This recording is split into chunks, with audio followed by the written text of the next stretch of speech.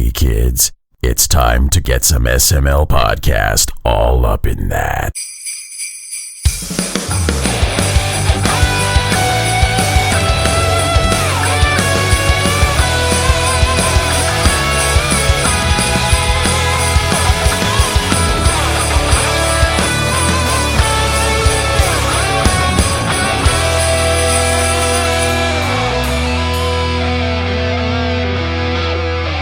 What's up, everybody? This is the SML podcast. I am your host, Joe. Joining as usual, Cole. How are you doing?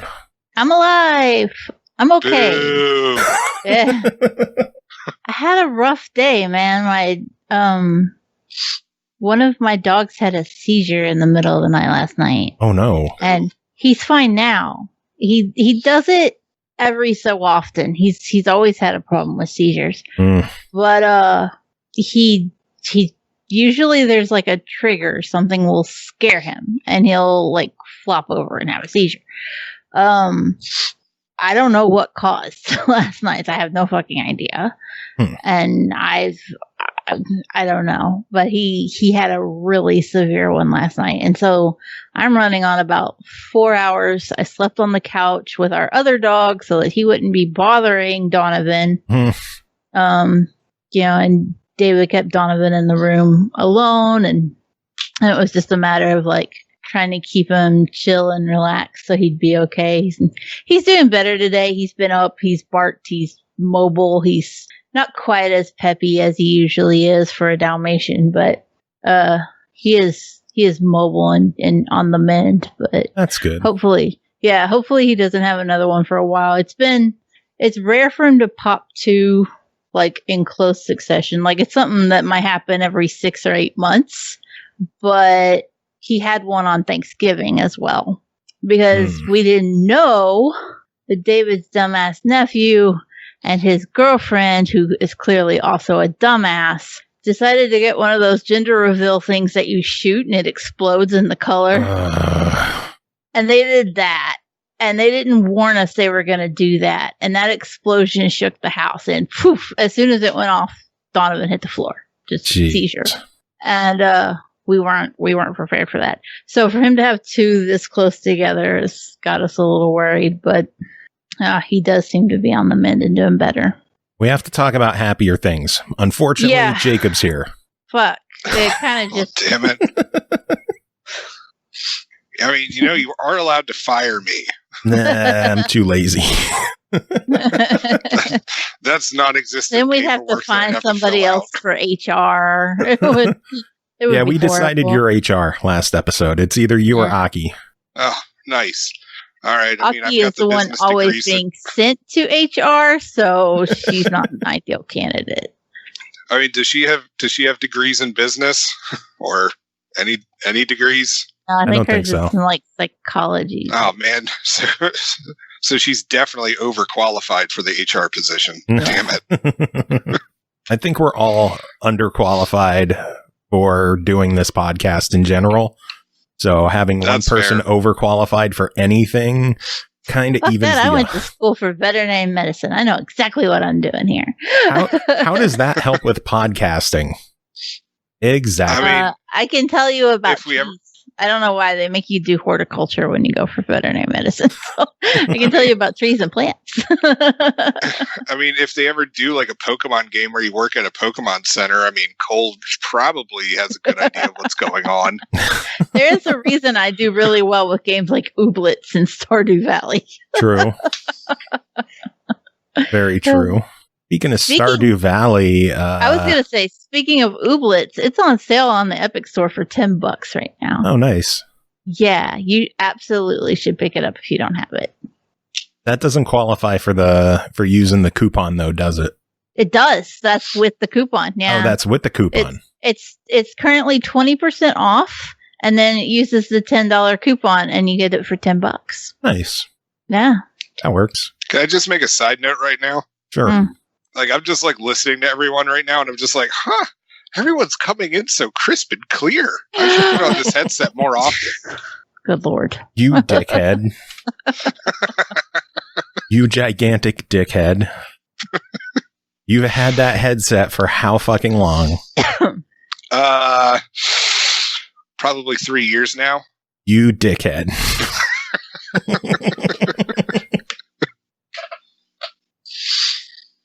Oh my god. So anyway, Jacob, did you get any snow down your way?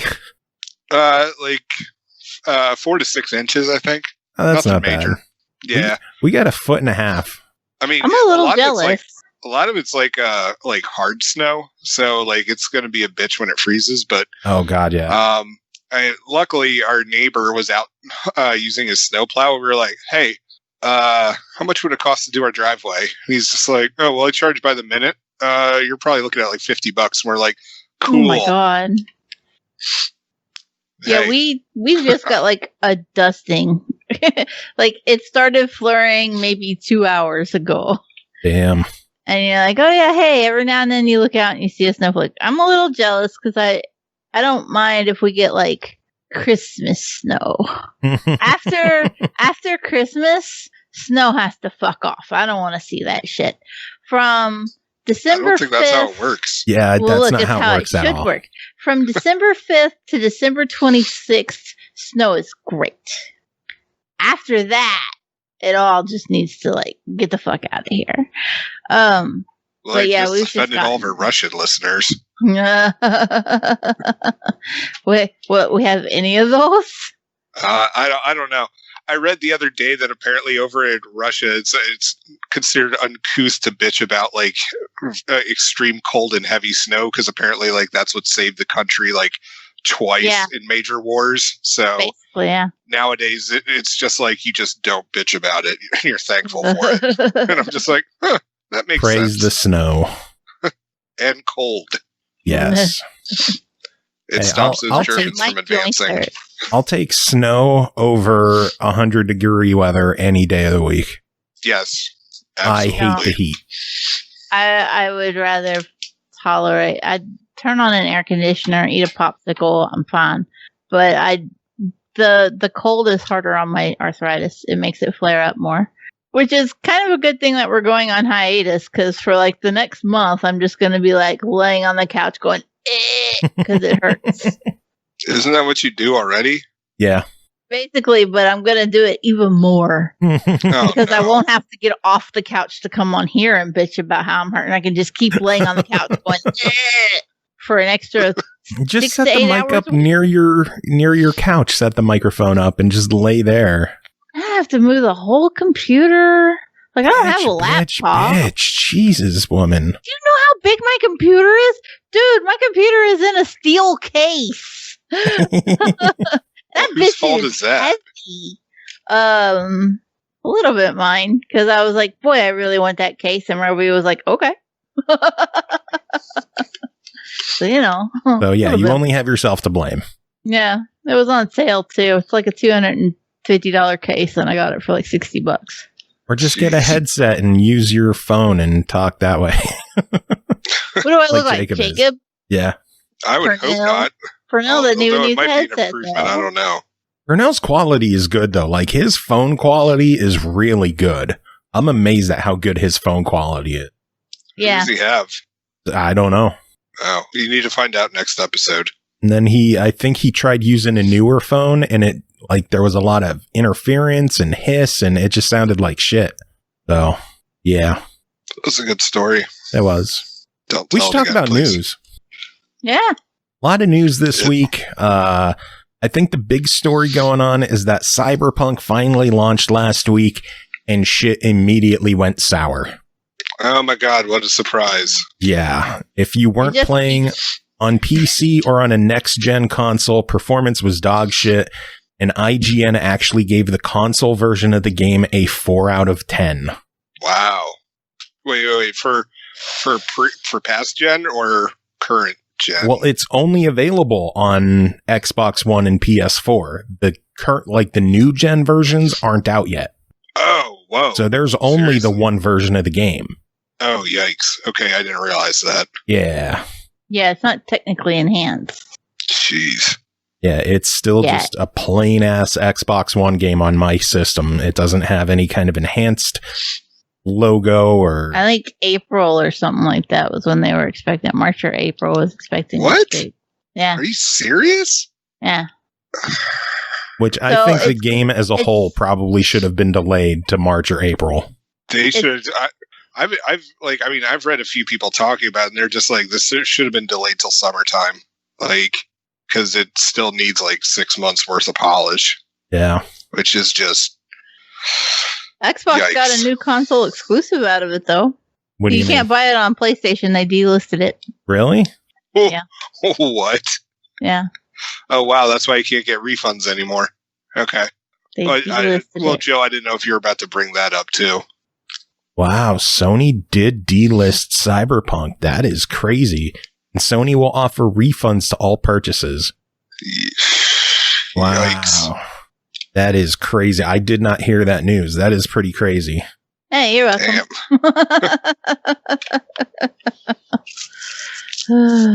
Wow. So, yeah.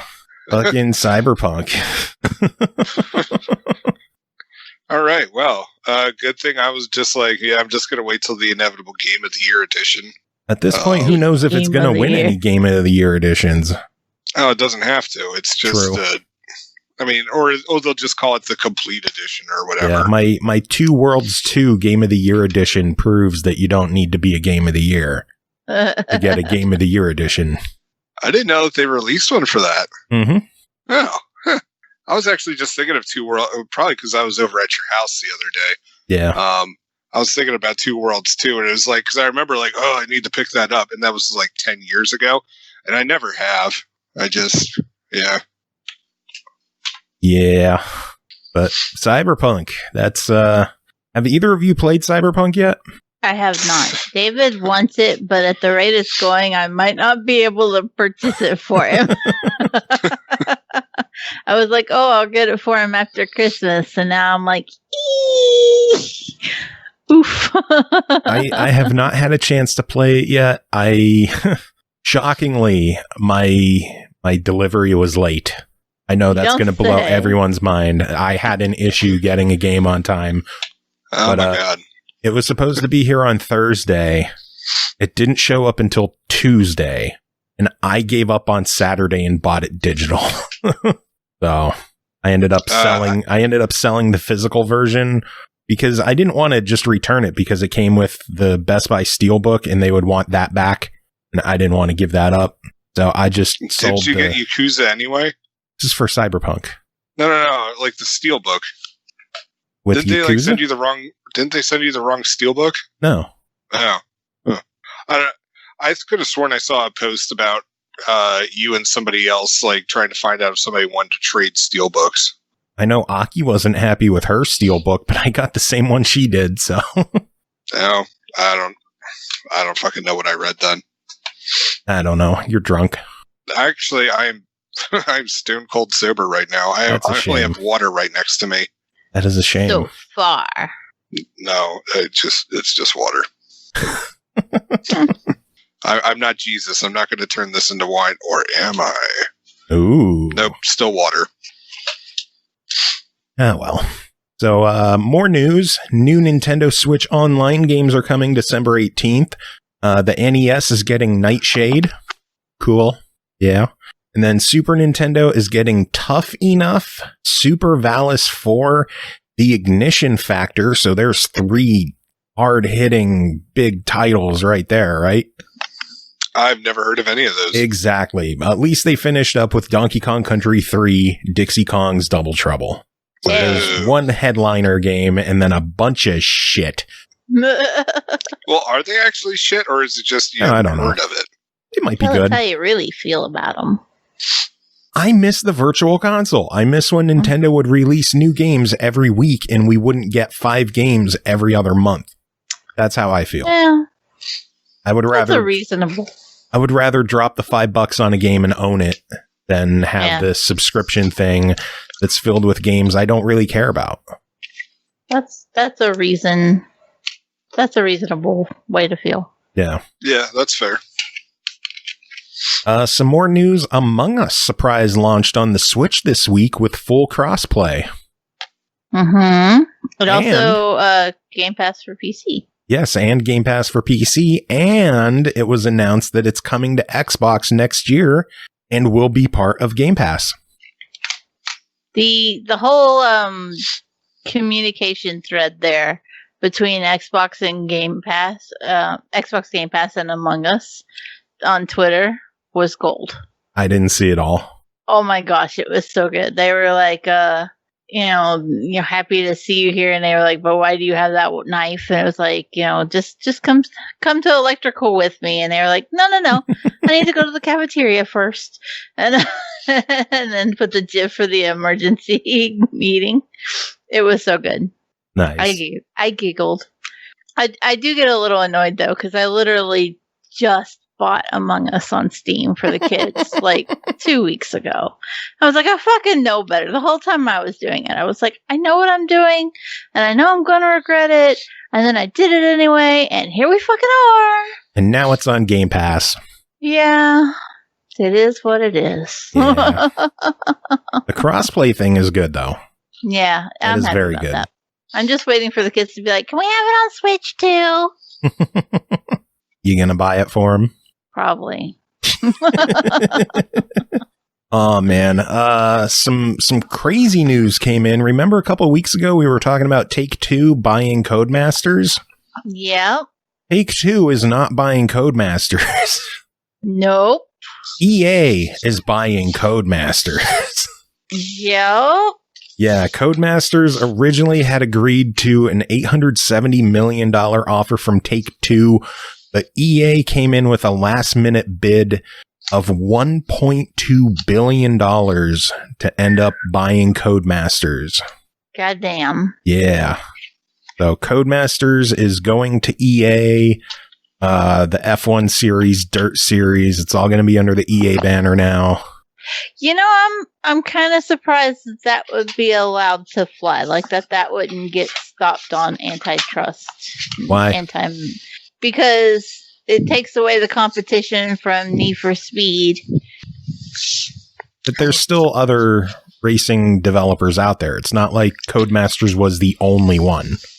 But they're the other one that actually stands a chance at having a title against. I don't know. Milestone. Yeah, but those are like super racing sims and stuff like that. That's not the kind of stuff that EA really touches. Yeah. That's not really what Codemasters did either. Codemasters focused on like the F1 games. Dirt Dude, the F1 games was more of a rally game originally. I don't know. I mean, it's just like I view the F1 series as like one of the simulation kind of titles. But the thing is that all EA is going to do is just let all these properties languish because that's what they do. Mm-hmm. I mean, I don't think they will. I think they're going to let Codemasters keep churning out the games that they churn out every year. I don't think EA is going to fuck with them that much. You have too much hope for EA. Joe, I do have hope. You're listening to yourself. Do you know what company you're talking about? I do, but I also know that Codemasters is a well-established, well-oiled machine that regularly puts out new games, and I really don't think EA is going to fuck with it that much. What was the name of Have that you company?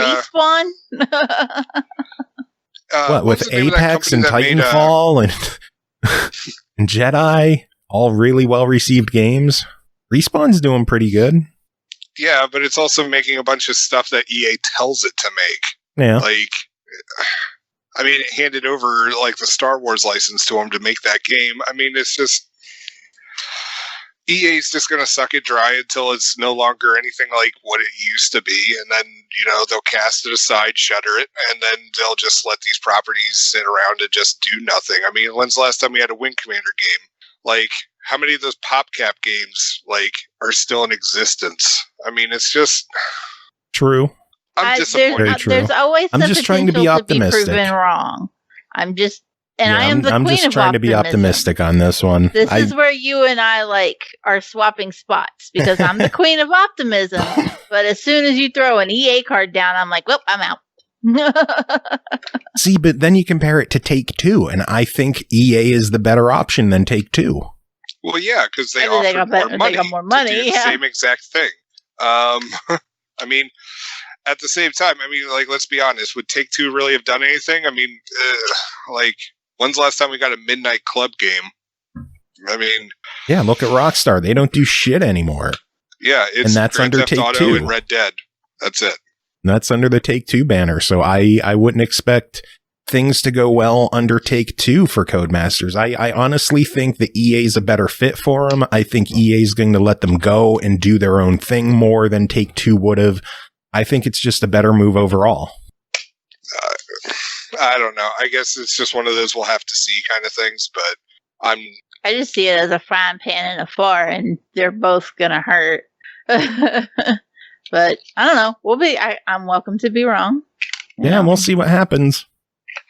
Look, for all we know, someone else might come along last second and throw another bid on there. Microsoft be like, "Hey, you want to be bought up, huh? What's up, bitches? We could use another racing studio. We got that money, honey." I mean, to be fair, that would be interesting if they did, because it's just like, other than Forza, what else does Microsoft do in terms of racing? So, Then again, if we're going to get down to that, I think PlayStation would be a good acquisition for Codemasters, because PlayStation on the racing side of things, they haven't been doing well for years. Well, yeah. Drive Club was a pretty big failure. Gran Turismo hasn't done much of anything of worth in years. So, anyone could come in and buy them. Oh, God. Well, that's Namco anyway. Oh, shut up. But still, I really just wanted to say Ridge Racer. Yeah, I can tell. So anyway, since we're talking about EA Play's arrival to PC Game Pass was bumped to 2021 sometime. The wonderful news is it was delayed the day it was set to release. Whoops. So what the hell happened? I wonder if there was some kind of hiccup with the back end of making it all work. Yeah, someone's wondering if there was some kind of security flaw somewhere. Yeah, there had to be something big for them to gank that. To do it last second when they had promotion out already, talking about, like, people were posting Reddit ads where it's like, available now, EA Play on Game Pass, PC. Yeah. And to have all that stuff out and ready to go, and then last second delay it to just a general 2021, not even January, February, it's just 2021. Maybe they just want to leave their options open. I mean, if they were expecting it to be ready this soon, you can tell Donovan's feeling better. If they were expecting it to be ready this soon, then they may not want to say, March or April, when it might actually just be ready in January sometime. No. So I guess it depends on how severe and how timely it is to fix whatever borked at the end there. Yeah. But it's kind of a bummer to see that delayed last second like that. I wonder if it had anything to do with that. Wasn't there like a big security breach thing? I don't follow software tech enough to be like knowledgeable about this conversation. No. There was like Capcom had one recently. It was it was Solar Wind breach thingy that was going on. I'm sorry, what? There was a software company called Solar Winds. No. There was a software company called Solar Winds, and they were being hacked, and like Microsoft had to like full on shut shit down. And I haven't heard about that. Maybe that had something to do with it. It's just that I'm not I don't keep up with it, so I'm not knowledgeable enough to know. You're also on drugs. I haven't had my medication yet tonight. Thank you very motherfucking much. Oh my god, it lasts from the afternoon to this point in the day? Jeez, Cole. No, it doesn't last. I didn't say I wasn't hurting. It's just that I wasn't on it yet. There's a difference between I'm not in pain and... So you can't blame the meds for all your fuck-ups tonight. No, it's just I exist. Natural. If I fuck up, it's because I exist. Might be the lack of meds that results in it this time. There you go. Koei Tecmo filed a new trademark for Ninja Gaiden on December 3rd. Jacob, any excitement there?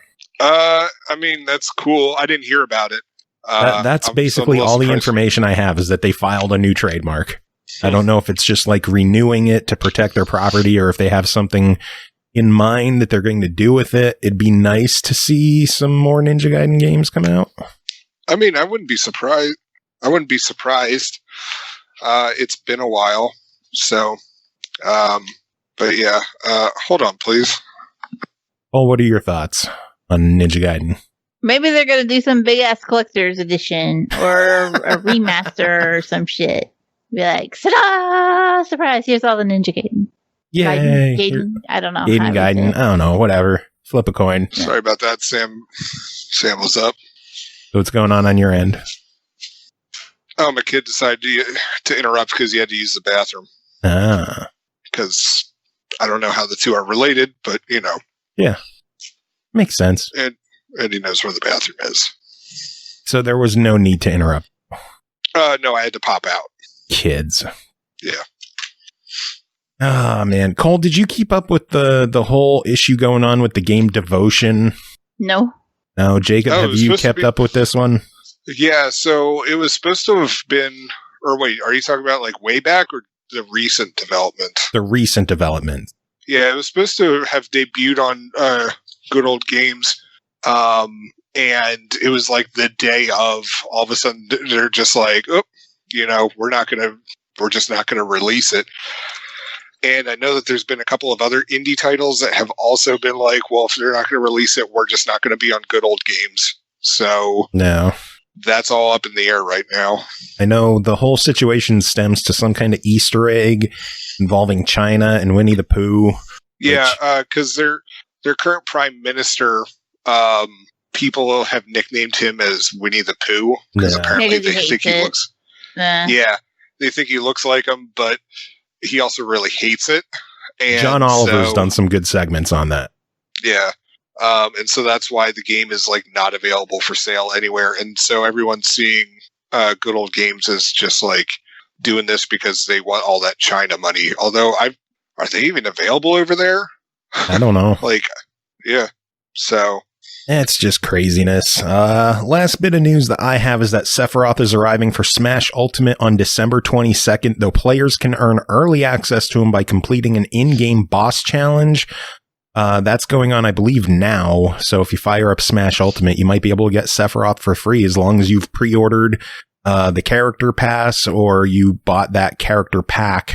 Either way, Sephiroth is coming. And in addition to the 2 music tracks already in the game with Cloud, Challenger Pack 8 is adding 9 new music tracks to the game, thank God, bringing the total Final Fantasy music tracks to 11. There's also going to be special spirit board spirits and inspired by Final Fantasy with like Tifa and Barrett and shit like that. So a lot of good Final Fantasy stuff coming to Smash Brothers on the 22nd. One of my friends is pitching a fit about it, though. Specifically the music, because apparently some of the music tracks are ripped from Advent Children and not the original game. So, but at the same time, my said friend also like pitched a fit about just about anything that he, you know, doesn't like. So, yeah. Hey, I'm just glad that they have more than 2 songs this time. Because Cloud only came with 2 songs. That was it.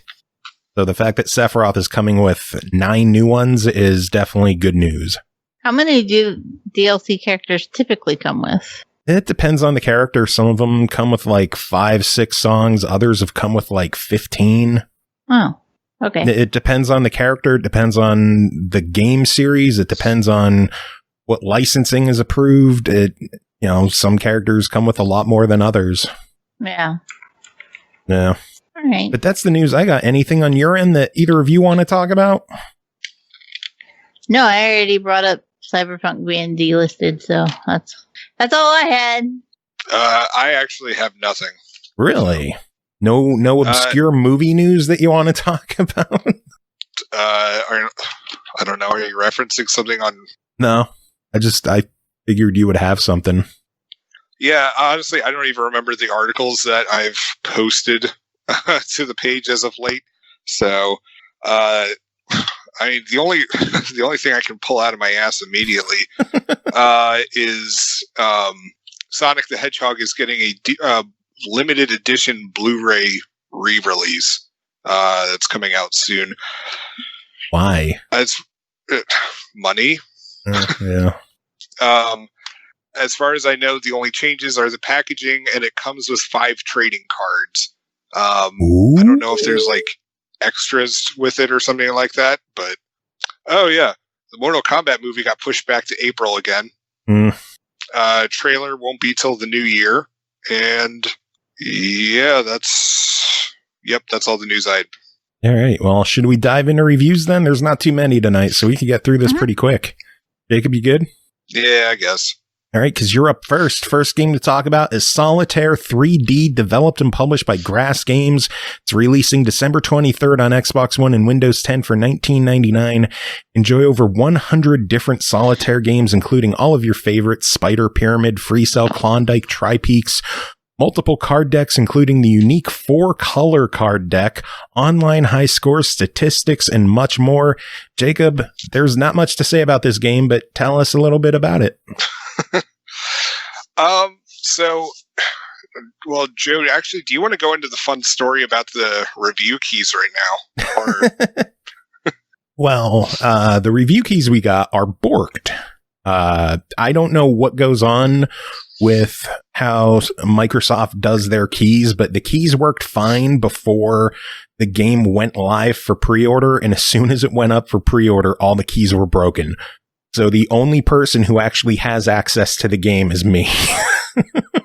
Well, and whoever else downloaded it before that date, if there is anybody else. None of you did. Oh, yeah. So funnily enough, actually, so I think I actually figured out what happened. So last night I was playing something, and all of a sudden I got this notification on my Xbox that, hey, you have a pre-order that's coming up. You need to make sure that like your bank number, like your bank card that's on file is, up to date and blah, blah, blah, blah. And I'm like, well, what? I'm sorry, what? Like, what did I pre-order? And Jess is just like, yes, Jacob, what did you pre-order? Like, she was sitting on the couch with me, and I'm like, hun, I don't know. Like, and she's like, you better find out.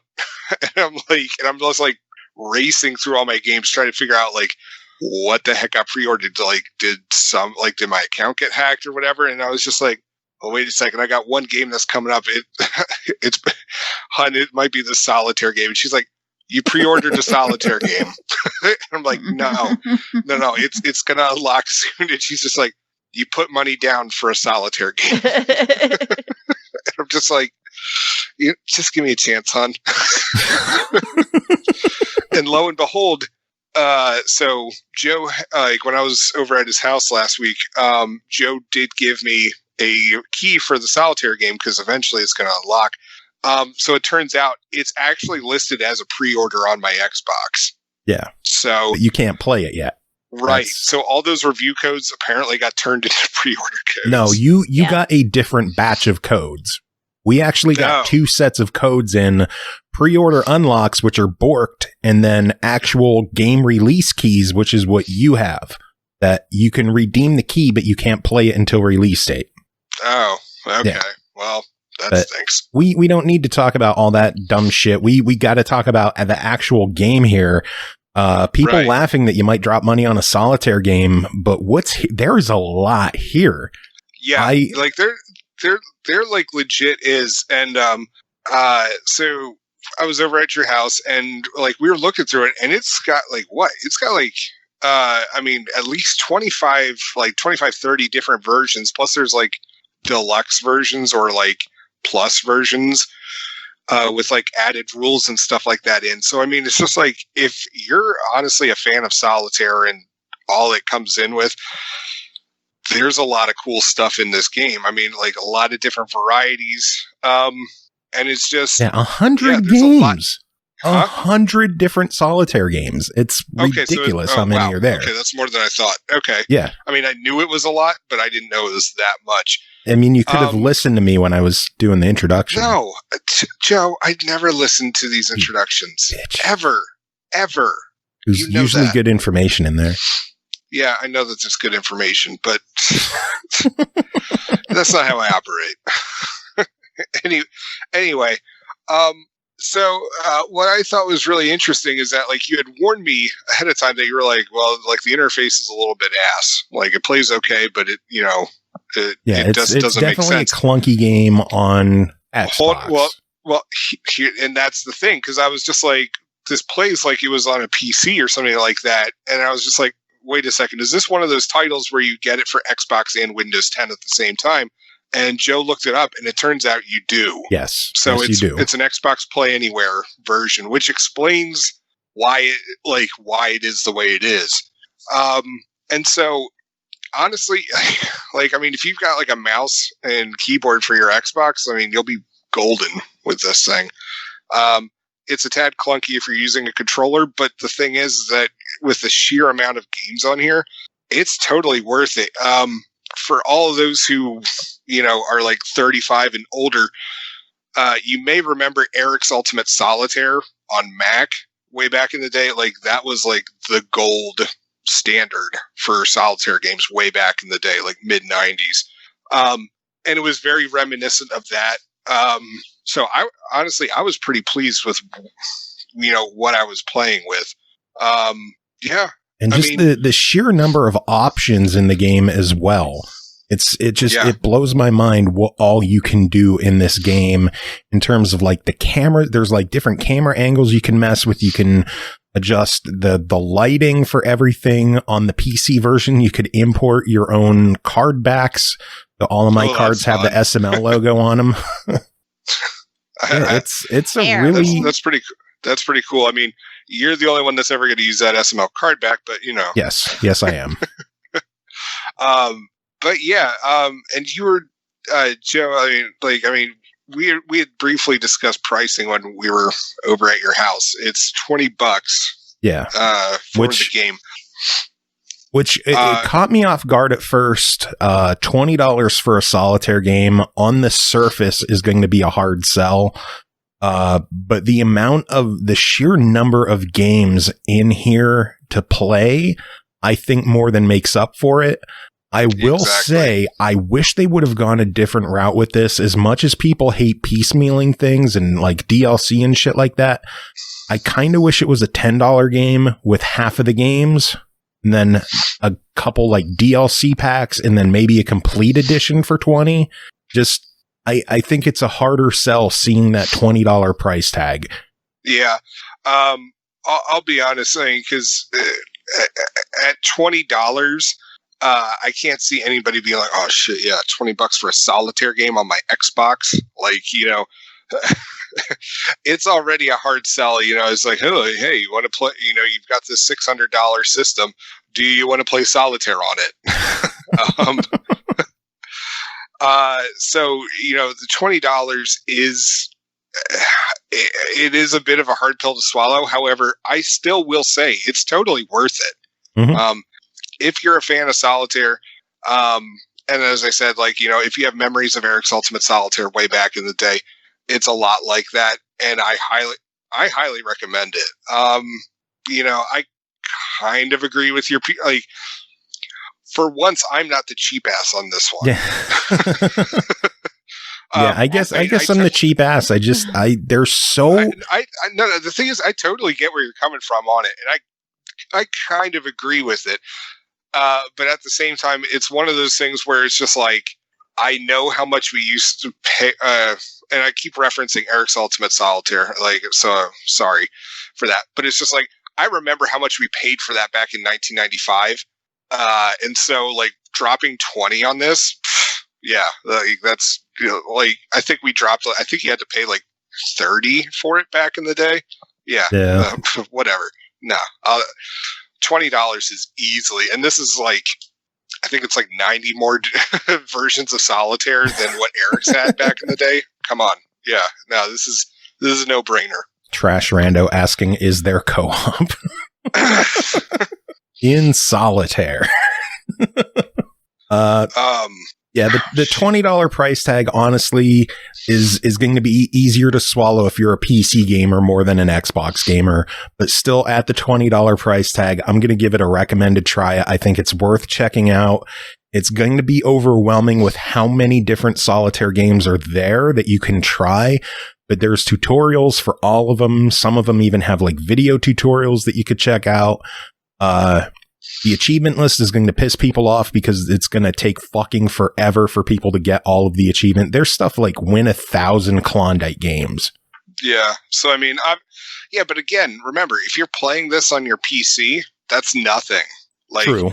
if you're playing it on your Xbox, it's going to be a pain in the dick. Yeah. And also, I would like to point out, by making this an Xbox and PC title, it's a good alternative to Microsoft Solitaire thing. Yeah, especially because you don't have to pay a subscription or deal with ads. Exactly. You just that's pay the thing. for it and it's done.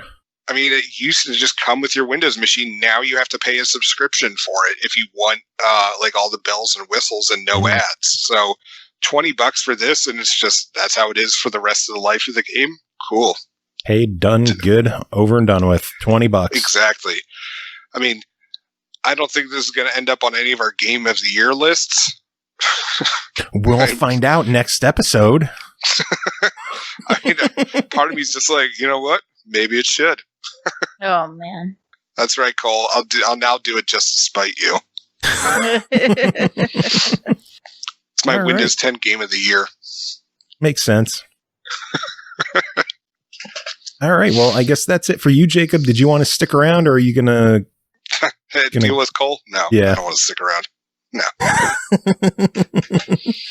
You have any final words then? Also, no. So, have a good night, folks. Good night. All right, let's move on. Next game to talk about is called Morkredd, developed by Hyper Games, published by Aspyr. Released December 11th on Xbox One, Series X and S, and PC for $19.99. Also available as part of Xbox Game Pass. Morkredd is a tense physics-based co-op puzzle game for 1 to 2 players, combining skill-based puzzle solving, a challenging balance of light and shadow, and a dark world full of secrets to unlock. Cole, tell us about Morkredd. So what they tell you in the summary, as vague as it is pretty much all you get to know about the entirety of the game. Even after finishing it, and I'm going to say finishing it because there's no way you're fucking completing that achievement list. I still couldn't tell you jack shit of what happened other than I was 2 shadowy characters, one that was decidedly quite male looking, the other decidedly quite female looking, although vague as they were. And they are moving a ball of light through a series of... I don't even know how to describe what the levels look like. Like, you start off and you're in sewers. So much of it is just pitch black because you only have the light of the ball that you're moving around to look around with. And it's physics-based, so you have to, if you're playing solo, you have to control both characters with one controller. So one character is tied to your left thumbstick and your left bumper. The other character is tied to your right thumbstick and your right bumper. Oh, no. I'm terrible at games like that. If you're unfortunate enough to be like me and you swap them up, they are very kind enough to not force you to try to, like, imagine crossing the characters. They let you just stop and press A, and then it will switch which character is assigned to which button, or which side of your controller. That made it a little more manageable. When I first started playing the game, I was like, before I was even through the prologue, I was ready to just give up and cry. I was like, I'm stuck reviewing this game, and I'm not going to be able to do this, and what am I going to do? Somehow, by the grace of a God I don't even believe in, I managed to actually beat the whole game. It was hard. And let me point this out. I beat the game by myself, and I have 4 achievements. Wow. 4. It's like 80 out of 1,000. Gee. I'm so frustrated. Because there are hidden murals in each level that you have to find. And remember how I said everything is pitch black except for what you're moving that ball around. There's another hitch to that. You can't get in the shadows. If your characters step into the shadow, initially, like, there's a little bit of they slow down and there's like a sizzling sound, right? But once they're in it for a couple of seconds, poof, game over, done. If your characters both cast these insanely long pitch black shadows because they're pushing around this giant ball of light, right? If they cross each other's paths and get into each other's shadow, whew, gone. If you walk by and your shadow brushes against your other character, poof, gone. Do it over. Start again. I will say, thankfully, that the checkpoint system is very generous, and almost every obstacle you come across will have a checkpoint before it and immediately after it. That's good. If it was not for that, I would not have finished this game. I would have gave up the first level in, and I would have been bullshitting this review. Because it was tough with the checkpoints. I can't imagine without them. So thankfully they're there. They're frequent. And the game doesn't, other than forcing you back to the checkpoint, it doesn't really punish you for dying initially. Because if you want to actually complete the game, you have to do the whole thing without dying. Oh, no. Every level is tied to an achievement for doing that level without dying. Now, again, thankfully, they broke it down by level. So if you die on like the last level, it's not going to stop you from getting an achievement for beating the first level on without dying. Thankfully, I'm not going to get any of this shit. I'm just putting it out there. I beat it and I was like, yep, I'm good. I'm done. I have no motivation to go and try and do it again and get the completion. For the experience I had as a one and done, sure. I will say I went to How Long to Beat, and it said that people were beating the game in 2.5 hours. Either they were playing a co-op or they were lying sacks of shit. Because it took me about 6 hours to get through this game. Well, it's possible that they were playing co-op. It was insanely stressful. It was incredibly difficult. Just wrapping my head around the physics of moving. And then there are additional issues that will crop up where you have to deal like with these plants that will suck the light out of the ball. And if your ball runs out of light, then you got to start over at the checkpoint. Or if you pick up one of these little like crystal things, then you have an ability to actually walk as far out into the darkness as you want to, as long as you're holding on to that one crystal. But you may end up leaving your other character behind, and then like the ball rolls off and they can't go get it, right? So there's a risk and reward to like trying to go and explore, and I just wasn't ballsy enough to try to do any of it. I was just like, this is hard, and I just want to beat it and call it a day. And I think that's how most people are going to play the game, which is a bit of a shame. I guess it's good that it's on Game Pass, though. Yeah, it makes it a little more forgivable, right? Like, it's one of those that you can be like, yeah, I jumped into it and I got through it, but I don't have anything to show for it. If you're one of those people who are like hardcore achievement heads, I will say, at least they were saying that you could kind of dashboard scum it. And if you died, you could back out. You didn't even have to go all the way to the dashboard. You could just go back to the main menu and then reload, and it would be at your checkpoint, and you wouldn't have died. It's so hard. I don't even have the motivation to like cheese it. So, I mean, because I'd be having to pause and restart like 17 times a section, and I just don't have the motivation for that. No. For an actual experience, though, I thought it was pretty cool. It like played well. And the mechanics of being able to swap if my characters got on different sides of each other, it was a lot easier to just swap them and carry on with them on different sticks, as opposed to trying to manage, my right stick character walked over to the left side of the screen and I'm fucked, you know?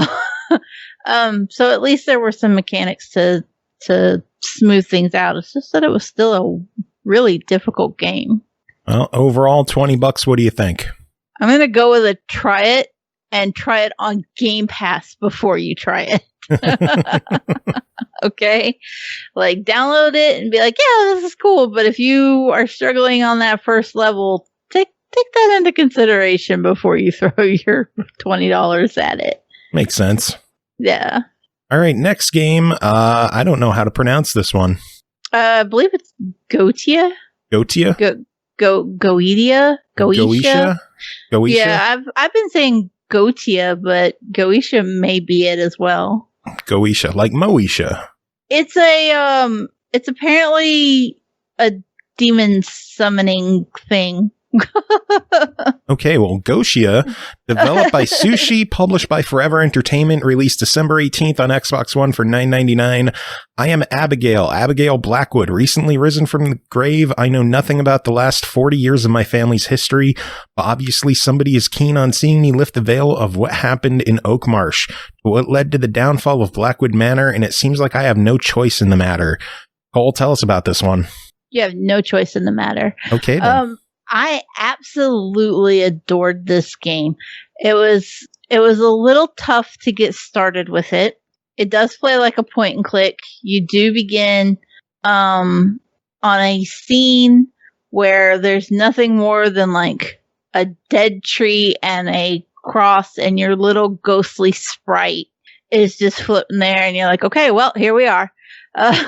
This is what's happened. This is what we know. And you need to uncover what has happened to Abigail. We know that she died when she was 15. We learned very quickly that she fell out of a window to her death. But what has happened with her family and why the family home has fallen to ruin is all up to speculation. So you need to guide Abigail's spirit, who is just this little tiny whiff of light, from room to room and interact with different items. There are some quirks to her ghostliness, and that is, yes, she can go through walls, she can go through doors, but some areas of the house are warded by demons, and you need to solve those demons' puzzles to unlock the different areas of the house so that you can go into them. So you're very limited when you first start off. And this kind of guides you through the story, because the more you go through the house and solve the demons' different puzzles, and the more that you interact with the things your family has left behind, you start to unravel the mystery. Even with everything it kind of lays out for you, it can still be a little bit convoluted to keep up with the narrative. Once you get to the end of it, you're like, okay, it all makes sense now. But as you're going through it, the game very much relies on that kind of gameplay and narrative that just leaves you guessing, and you're just like, why though? The whole time. Why? Just give me some kind of explanation. But it works. It helps set the tone as well, that you're never quite sure why you feel obliged to go the way you do. And it really pans out. There are two different endings, a good one and a bad one. Although I would argue that the good one is a questionable degree of good. A little iffy, if you ask me. Good in quotes. Yeah, it's better than the bad, but I wouldn't call it good. Not in that, oh, it's a bad ending, but as in like, whew, that could have went differently. But yeah, I really got soaked into this game, and I completed it, except for the one fucking glitched achievement. This is the game that has made me decide that I just need to start protesting the unlock all achievements on Xbox. Oh, I hate those. I don't like them, but I've never particularly been annoyed by them so much as I am by this game, because it's worth 200 gamer score. 200. It's a fifth of the game. Damn. And it doesn't unlock. So that's, if you care about that, maybe wait until they patch it. It has been brought to the devs' attention. They do know it's broken. Apparently, they are trying to work on it.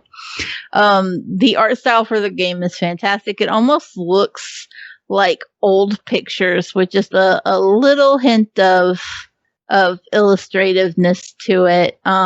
Jordan says to sick Carnage on them. Yeah, Carnage will get that shit fixed in a quickness, man. I was so annoyed. I was like, oh, I'm going to be the first to complete this, you motherfuckers. I will say it is Xbox Play Anywhere. Hallelujah. I have such mixed feelings on Play Anywhere, right? Like when I like a game, I don't want it to be Play Anywhere because I want to be able to stack the achievements. But on the other hand, I was able to play this without having to fight with my husband for the Xbox because I just downloaded it and played it on my PC. There you go.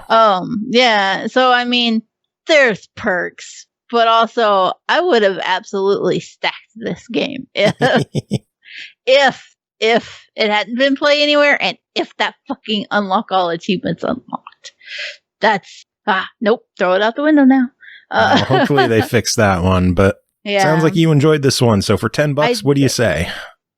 For $10, it's a buy it. If you like the point and click kind of games, if you like supernatural stuff, if you like the creepy demon summoning type of shit like I do, then you're gonna be on board with this one. It's a good one. Cool. Yeah. All right. Next up is Roundout by POWGI, developed and nailed it. Been a while since I got stuck that bad. Developed and published by Lightwood Games, released December 15th on PS4, 16th on Xbox, 21st on the Switch for $7.99. That's right, Lightwood Games is releasing a game on all platforms basically simultaneously, so props to them for doing that, especially because Xbox is involved. So good. The latest POWGI game is a mashup of two popular word puzzles. It's a cross between Word Wheel and Crisscross. Yes, it really is. Roundout takes the fast and satisfying word farming action of Word Wheel and gives it a new visible goal to work towards, plus a free bad joke with every puzzle solved. Cole, tell us about Roundout by POWGI. What the fuck is Word Wheel? Why don't I have this game? Roundout is pretty simple. It's in typical POWGI. Is that how you say it, right? Yep. POWGI. In typical POWGI fashion, I played a lot of these games recently, by the way.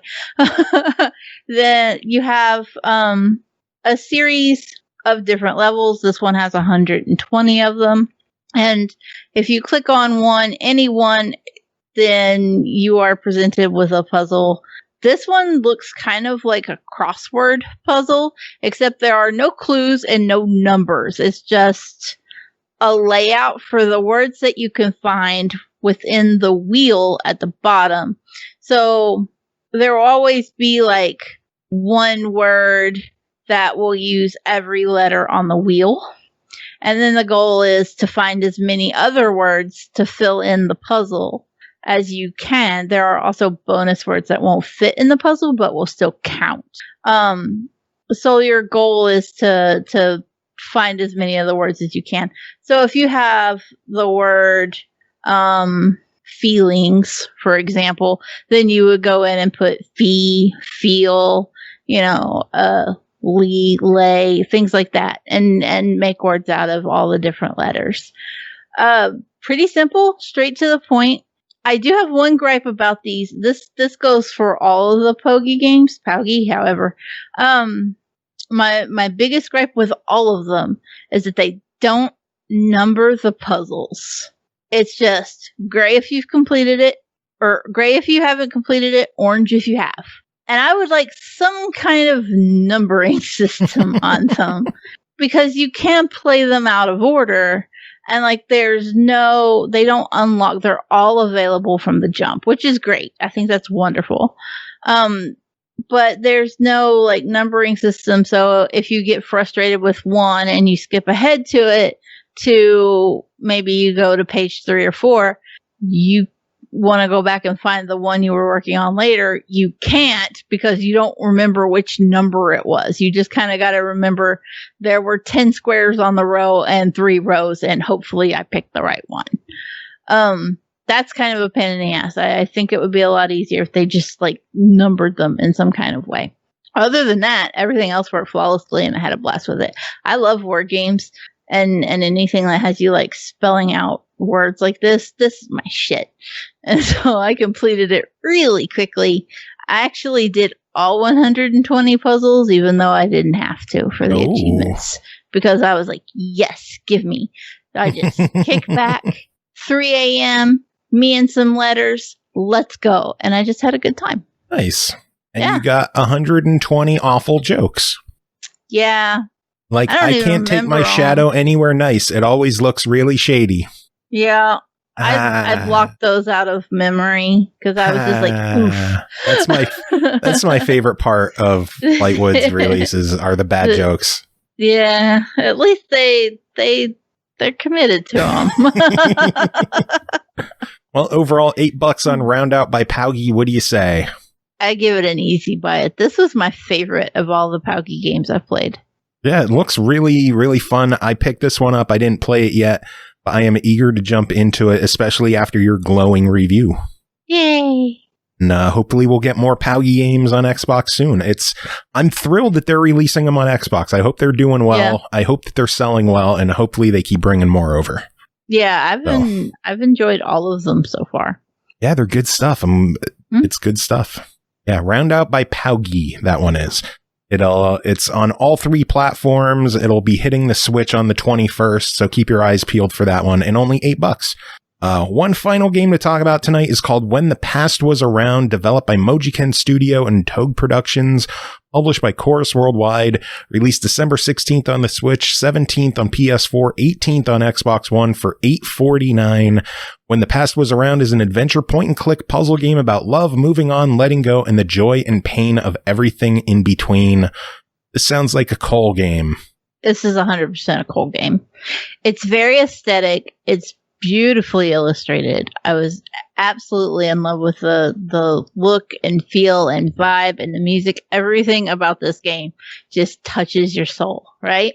So I was very into it. You play as a girl named Ida. They don't ever say her name, so I'm guessing on that. I'm not very good at pronouncing names beyond Cole. That's why I stick with the 4-letter name myself. So her name is Ida, and she meets Owl. I know this is going to sound weird. If we remember when I did the Chicken Detective game not too long ago, and I talked about how the animals in that were like anthropomorphic, but they were human from the neck down, and then they had whatever animal's head, right? Yeah. They've gone this approach for Owl in When the Past Was Around. It's a little off-putting at first. I never quite figured out why they did this. I think it's to make maybe the character more as just like a generic stand-in character that you could kind of cast your emotions onto. It's definitely a choice, but also you kind of just like accept it that it's Owl and Ida, and they meet when Ida is at a time in her life where she's a little on the blue side. She plays music. She plays violin, to be specific. And she hears Owl playing the violin, and she's drawn to him, and she falls in love with him. And then they have this relationship, and you take them through solving puzzles as you take them on dates to the beach and camping. And then life being what life is happens. And the whole point of the game is to teach you how to cope with what happens and to experience it. I'm thinking about the scenes and like my eyes are like a little teary eyed. I'm like, oh no, I don't want to have to remember these parts because it's genuinely like an emotional game. Everything from how the music plays to just the way that the characters are presented in the different environments that you're solving puzzles in plays on your emotions and you know, hits you in the feels regarding their relationship. It's a beautiful story, but it's also heartbreaking, and it's definitely going to like hit you where it counts. Which is a testament to it. I wasn't expecting. I knew it was going to be one of those like feely games, and that I was gonna be all emotional about it, but I didn't expect for a game that was this short to grip me as hard as it did. But it does. It just really draws you into these characters and their romance and their life together. and how you deal with life going the path that it inevitably goes. Yeah. Sounds heavy. Yeah. Just a little, huh?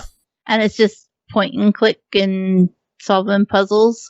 I will say, puzzle-wise, not all of them are very intuitive.